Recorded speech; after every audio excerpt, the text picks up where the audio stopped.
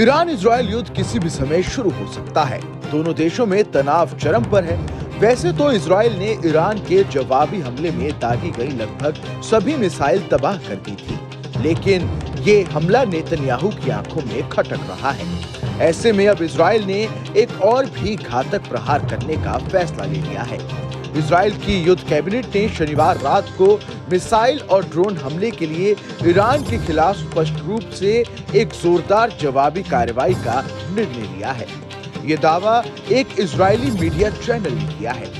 Report में ये कहा गया है कि ये हमला ये संदेश देने के लिए डिजाइन किया जाएगा कि इजराइल अपने खिलाफ इतने बड़े हमले को प्रतिक्रिया के बिना नहीं होने देगा। प्रतिक्रिया ये स्पष्ट करने के लिए भी डिजाइन की जाएगी कि इजराइल ईरानियों को वो समीकरण स्थापित करने की अनुमति नहीं देगा जो उन्होंने हाल के दिनों में करने की कोशिश की है। मीडिया रिपोर्ट्स की माने तो ऐसा प्रतीत होता है कि ये ईरान की उस चेतावनी का जवाब है कि उसके वार पर पलटवार जरूर किया जाएगा।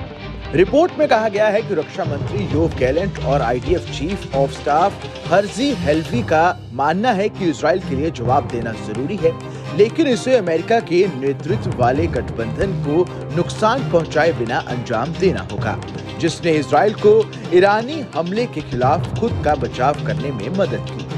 रिपोर्ट में कहा गया है कि इजराइल नहीं चाहता कि उसकी प्रतिक्रिया से क्षेत्रीय युद्ध छिड़ जाए। इसमें आगे कहा गया है कि इजराइल अमेरिका के साथ अपनी कार्रवाई का कोऑर्डिनेशन करना चाहता है। रिपोर्ट में कहा गया है कि युद्ध कैबिनेट की फिर से बैठक होने वाली है और होम फ्रंट कमांड नियमों में कोई बदलाव नहीं किया गया है, जिससे संकेत मिलता है कि 16 अप्रैल को इजरायली हमला होने की संभावना नहीं है।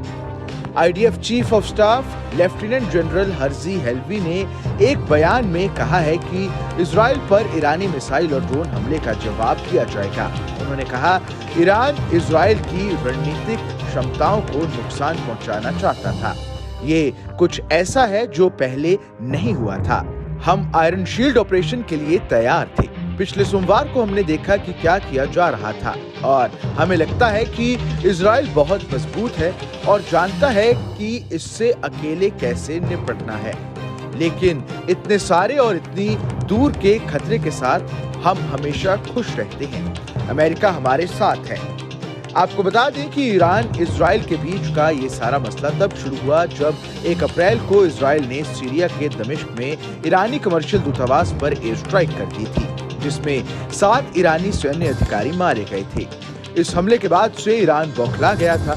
वैसे तो पहले भी कई बार इजराइल ने सीरिया में हिजबुल्लाह और ईरानी ठिकानों पर मिसाइल दागे हैं, लेकिन ये हमला ईरान की आंखों में खटक रहा है, क्योंकि इजराइल ने उसकी कमर्शियल एम्बेसी पर हमला बोलकर सीधे तौर पर ईरान की संप्रभुता को चुनौती दे दी और इस्लामिक रेवोल्यूशनरी गार्ड्स के वरिष्ठ अधिकारियों को भी मार गिराया था।